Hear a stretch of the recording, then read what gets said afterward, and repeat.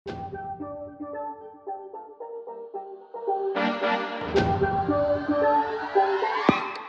កម៉ែធ្វើយ៉ាងនឹងចូលទៅដន់ដឹងកូនគេ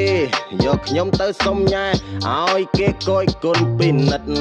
អៀននេះសែនហៅអៀនមិនហ៊ានទៅអង្គុយចិត្តម៉ែក្មេកពីនិតជំរិតដេញដល់សួរថាមើលមុខមើលដៃជើងឲ្យក្រកឈរឡើងបងវិលសួរថាស្លូតឬខលតើបានរៀនសូត្រដល់ណាឲ្យឆ្លើយថាម៉េច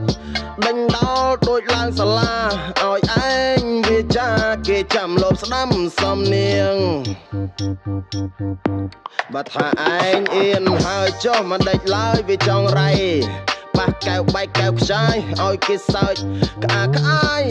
នឹកអៀនអន់ហើយស្ដាយស្ដាយស្ដាយណាស់រូបខ្ញុំស្រាប់តែដល់ពេលបាយមកហូបទាំងឡាយរៀបត្រាខំរៀបព្រឹកយ៉ាងណាដើម្បីឲ្យបានសំរុំក្លិនម្ហូបឈ្ងុយឆ្ងាញ់រវល់តែធ្វើរុំទុំឃ្លានណាស់អីតែរូបខ្ញុំមិនហ៊ានលូកលាន់នឹងគេ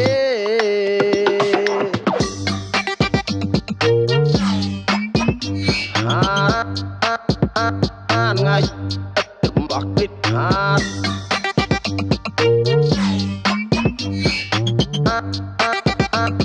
ថ្ងៃ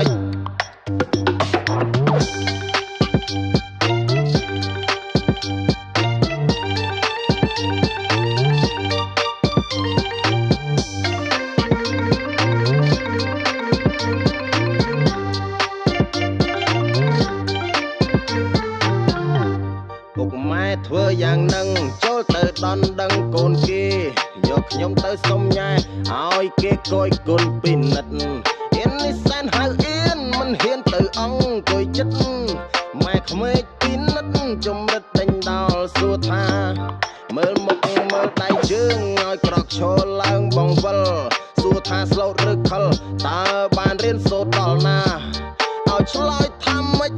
ដេញដល់ដូចឡើងសាលាឲ្យឯងវាចាគេចាំលោបស្ដាំសំនៀងបើថាឯងអៀនហើយចុះមិនដេចឡើយវាចង់រៃប៉ះកែវបែកកែវខ្ចាយឲ្យគេសើចក្អាក្អាយនឹកអៀនអន់ហើយស្ដាយស្ដាយស្ដាយណាស់រូបខ្ញុំស្រាប់តែដល់ពេលបាយមកហូបទាំងឡាយរៀបត្រាខំរៀបព្រឹកយ៉ាងណាដើម្បីឲ្យបានសំរុំក្លិនម្ហូបឈ្ងុយឆ្ងាញ់រវល់តែធ្វើរុំទុំឃ្លានណាស់អីតែរូបខ្ញុំមិនហ៊ានលូកលាន់នឹងគេ